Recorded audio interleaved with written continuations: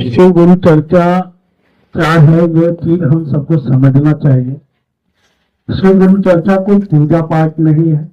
शिव गुरु चर्चा कोई कथावाचक का काम नहीं है। यहाँ पे कोई कथा नहीं सुनाता, यहाँ पे पूजा पाठ करने की कोई विधि नहीं बताता। यहाँ पर जो बातें होती हैं, शिव शिष्य आकर अपनी अपनी अनुभूति बताते हैं। अनुभूति कि मैं उस महादेव को अपना गुरु बनाया हूँ और गुरु बनाने के बाद मुझे जो 3 नियम मिले उसको करने के बाद मेरे जीवन में क्या बदलाव आने लगा।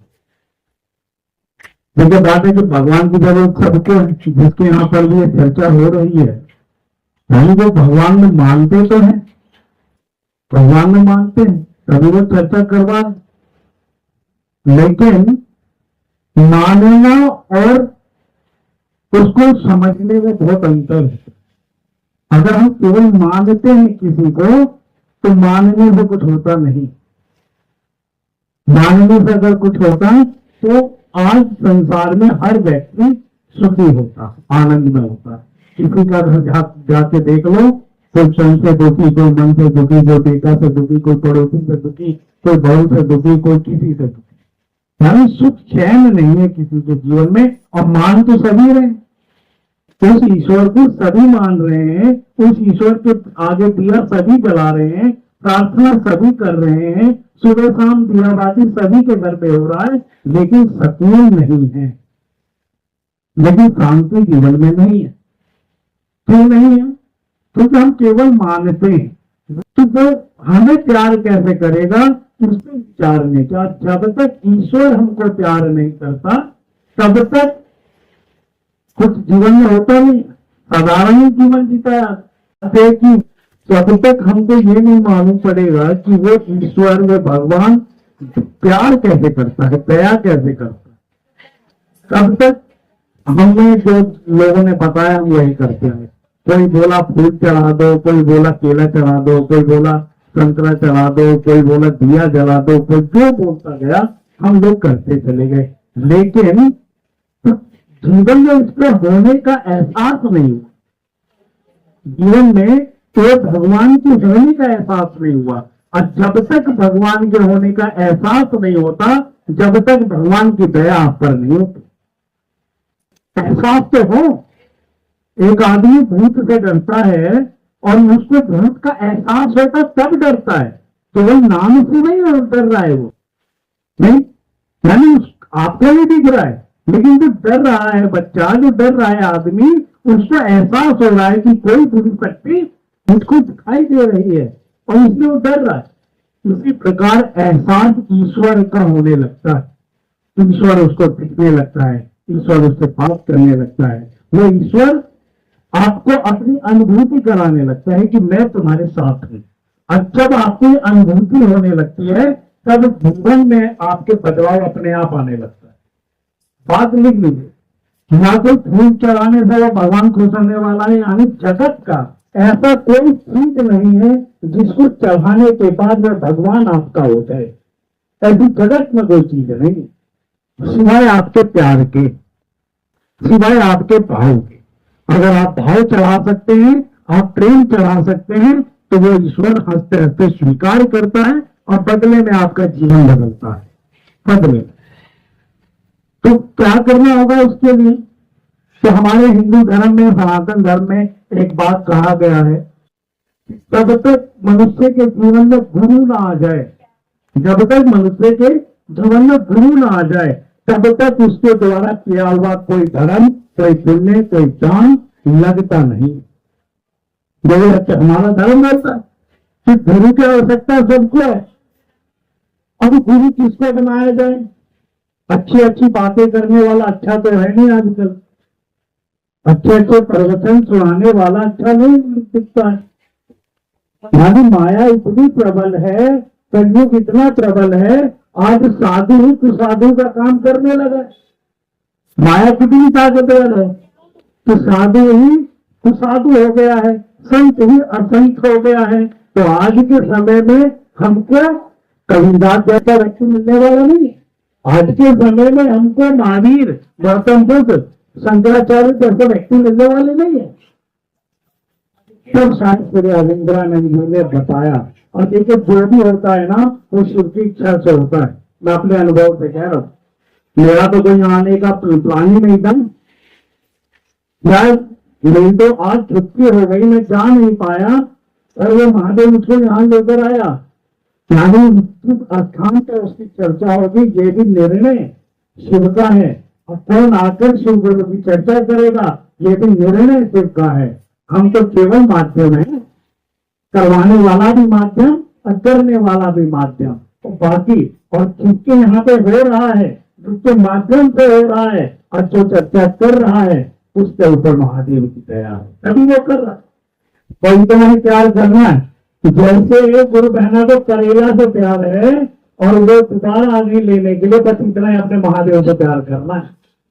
बस देखो जीवन बदलने लगेगा।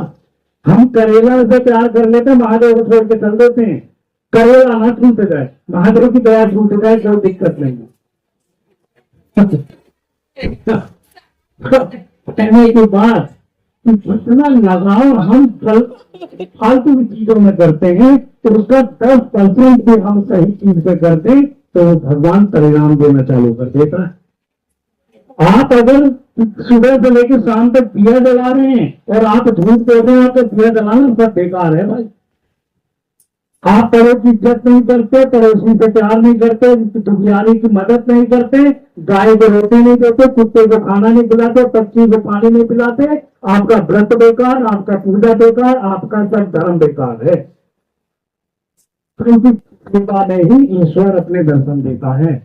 आपके उसके माध्यम से सेवा तब होगा जब आपका गुरु आपके ऊपर दया करेगा। तो आज के प्रदेश में शायद श्री हरिंद्रानंद जी ने ही बताया कि अगर हम चाहें तो उस परमात्मा शिव को अपना गुरु मान सकते हैं। ये गुरु और शिष्य का खेला है और केवल भाव का खेला है। केवल भाव देना है। भाव की ताकत इतनी बड़ी है। अब पता नहीं, मैंने तो देखा नहीं, पर मैंने सुना है कि एक माता जी को कान्हा से प्यार हो गया, उसको लल्ला बोलती थी। भाव है, उसको बेटा मान लिया। केवल कहा नहीं कि मेरा बेटा है, उसको मान लिया। तो कान्हा का वो पीतल का कान्हा दिल धड़कने लगा उसका, केवल मानने भर से। तो आपकी भाव में इतनी ताकत है, पत्थर बोलने लगता है। लेकिन कैला में तो आपका मन है, लेकिन महादेव में मन नहीं, तो फिर वो पत्थर कभी बोलने वाला आपसे नहीं है। पत्थर बोलेगा तब जब आपके अंदर भाव होगा। प्राण प्रतिष्ठा तब होगी जब आपके अंदर सच्चा भाव होगा, जब प्रेम होगा। नहीं, अगर आप सच्चे नहीं है तो चाहे बैद्यनाथ धाम घूम लो और चाहे आप कांवर लिया हो, चाहे कुछ भी लिया हो, मन ही अच्छा नहीं है तो धाम धाम घूमते रहो। और मन अच्छा है तो कमरे में रखा हुआ मंदिर में बैठा भगवान आपकी मुराद पूरी कर देता है। तो गुरु हमारे मन को पवित्र बनाता है। गुरु क्या करता है? गुरु हमको लायक बनाता है। गुरु हमारे अंदर पवित्रता भरता है, शुद्धता भरता है। फिर हमारे अंदर हमसे वो सेवा करवाता है, हमसे वो भक्ति करवाता है, तब जाके जीवन में बदलाव महसूस होता है। तो शिव को गुरु मानने के लिए करना क्या है? कुछ भी नहीं करना, ना कोई शर्त बंधन, ना कोई नियम, ना कोई कुछ भी नहीं। बस आपको स्वीकार करना है कि हे शिव, आप मेरे गुरु हैं, मैं आपका शिष्य हूं, मुझे शिष्य पर दया करें। बस आप जितनी ईमानदारी से स्वीकार कर सकते हैं कि महादेव आप मेरे हैं, तब देखिए केवल आपको सावन में महादेव याद नहीं आएंगे। हर पल, हर क्षण, हर समय, उठते बैठते चलते फिरते सब टाइम आप अपने महादेव के साथ चलने लगेंगे और हमेशा अपने महादेव के साथ रहेंगे। तब आपके जीवन, आपका कोई बुरा नहीं कर सकता। बेकरनाथ भोलेनाथ होकरनाथ कहते हो, ये बिल्कुल सच है। खुदा मेहरबान तो पता है, गदा पहनावा। जिसके ऊपर उस मालिक का हाथ हो जाता है वो अलग ही चमकने लगता है, उसका भाव ही अलग हो जाता है। तो फिर मौका हम सब 84 लाख योनियों में केवल मानव जाति को ही मौका मिला है कि तुम भगवान से दोस्ती कर सकते हो, तुम भगवान के हो सकते हो। और तो सब उसकी दया पे निर्भर है। आपके भाव में वो ताकत है कि वो डमरू वाला आपसे बात करने लगेगा। लेकिन होगा कैसे? एक रिश्ता तो बनाना पड़ेगा, भगवान के साथ कोई तो रिश्ता बनाना पड़ेगा। और रिश्ता कौन बनाता है? अगर मेरी माँ है तो मैं किसी को माँ थोड़ी बनाऊंगा, मेरा बाप है मैं किसी को बाप नहीं बनाऊंगा, भाई है तो भाई नहीं बनाऊंगा। यानी जिस भी रिश्ते की कमी है मुझको, वही रिश्ता तो जोड़ूंगा। और आज के परिवेश में गुरुओं की कमी हो गई है, आज के परिवेश में गुरु की कमी हो गई। क्योंकि गुरु के बारे में जो हमारे संतों ने बताया है, गुरु ब्रह्मा गुरु विष्णु गुरु देवो महेश्वरा, गुरु साक्षात पार ब्रह्म तस्मै श्री गुरुवे नमः। गुरु इतनी बड़ी सत्ता होती है, उसके आगे कोई भगवान भी नहीं हो रह सकता। तो इतना तेजस्वी गुरु मिलना असंभव हो गया है। तब वो शिव की इच्छा से साहेब के माध्यम से इस जनमानस में यह सूचना आई कि तुम चाहो तो मुझे अपना गुरु मान सकते हो। गुरु मानने के बाद 3 नियम करना है। दया मांगना, हे शिव आप मेरे गुरु हैं, मैं आपका शिष्य हूं, मुझ शिष्य पर दया करें। दूसरा चर्चा करना, दूसरों को भी बताना कि शिव मेरे गुरु हैं, आपके भी हो सकते हैं। और तीसरा नमः शिवाय से अपने गुरु शिव को प्रणाम करना। उठते बैठते चलते फिरते कभी भी हम कर सकते हैं, रोटी बनाते हुए, ऑफिस में बैठे हैं, गाड़ी चलाते वक्त, कभी भी अपने गुरु शिव को हम प्रणाम कर सकते हैं। ना नहाने की जरूरत, ना धोने की जरूरत, ना कुछ नंगे पैर कहीं धाम पे जाने की जरूरत। किस अवस्था में भी आप हैं, अपने गुरु शिव का ये काम कर सकते हैं।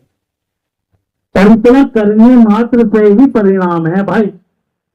ना आपको व्रत रखना, ना आपको दान गाना, ना आपको कोई तपस्या करनी, ना कोई हवन करना, ना कोई कुछ करना। केवल ये कहना है कि हे महादेव तू मेरा है मैं तेरा, बस ये कर लो तो कमाल है, कमाल की बात है। हमारा आदमी आता है यहाँ पर, हमारे साहब कहते थे अगर उसकी टूटी चप्पल भी होती है ना, टूटी चप्पल भी होती है, उसको कोई ले जाता है तो उसे बड़ा दुख होता है। इतना भी अगर तुम प्यार कर लिए महादेव से, टूटी चप्पल के बराबर भी, तो महादेव तुम्हारे जीवन का निखार देगा। हम प्यार नहीं करते महादेव से, हम महादेव से बेटा मांगते हैं, महादेव से बेटी मांगते हैं, नौकरी मांगते हैं, मकान दुकान मांगते हैं, मान सम्मान मांगते हैं, पर महादेव से महादेव को नहीं मांगते हैं। तो यही तो है। और गुरु हमको यही सिखाता है, मांगना क्या है। अब बिन मांगे मोती मिले, मांगे मिले ना भीख।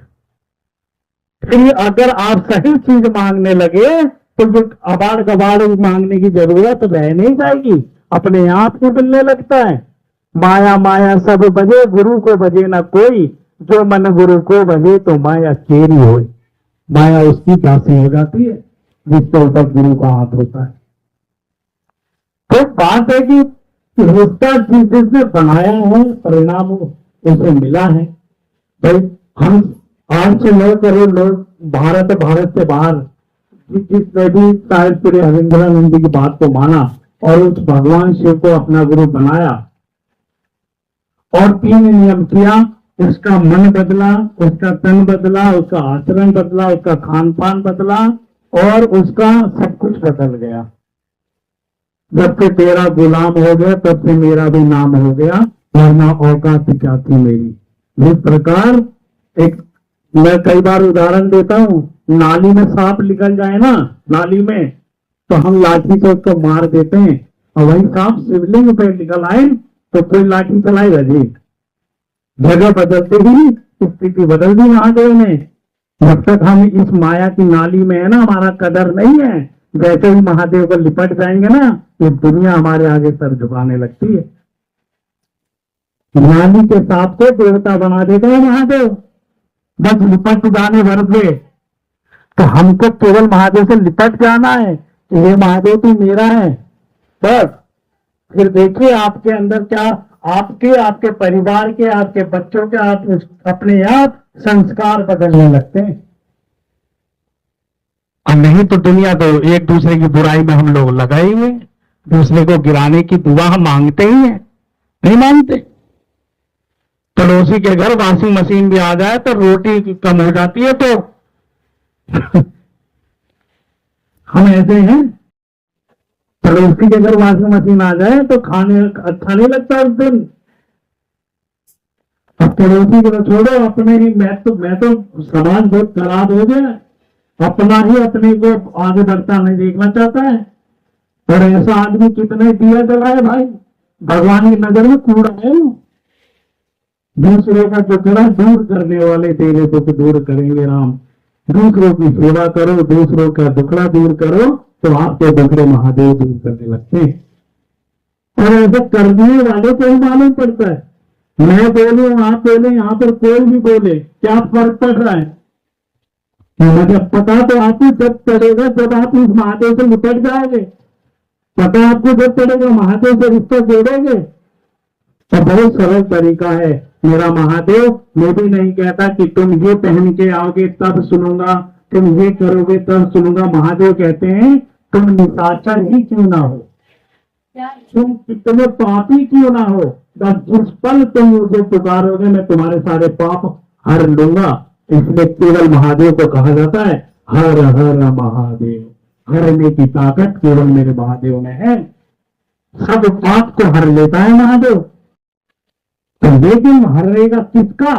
सबका थोड़ी हरता है भाई, सबका थोड़ी हर लेगा। जो चौखट पे रो देगा उसका हर ले।